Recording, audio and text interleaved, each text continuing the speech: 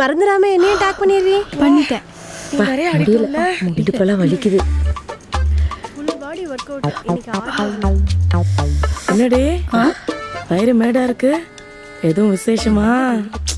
கட்டுப்ப கிளப்பாதீங்க aunty, gas trouble.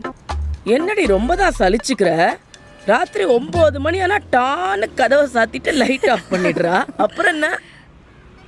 அந்த ஆளு 9 மணிக்கு 10 இட்லியை சாப்பிட்டு 1 லிட்டர் பாலை குடிச்சு அப்படியே தூங்கிடுறாரு. கையை கூட நான் தான் கழுவி விடுறேன், அப்புறம் கதவை சாத்தாம.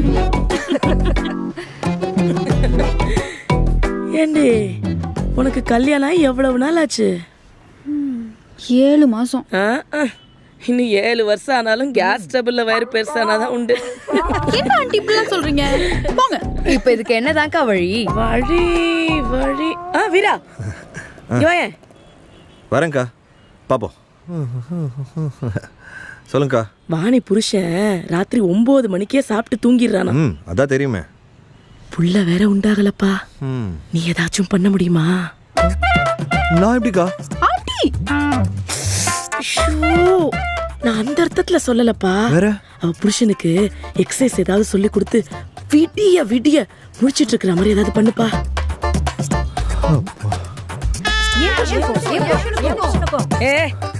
உங்களுக்குலாம் என்னடி, அதான் 1க்கு 2 பெத்து போட்டாச்சுல்ல. அக்கா எல்லாம் தொன்னியும் தொப்பையுமா இருக்குங்க.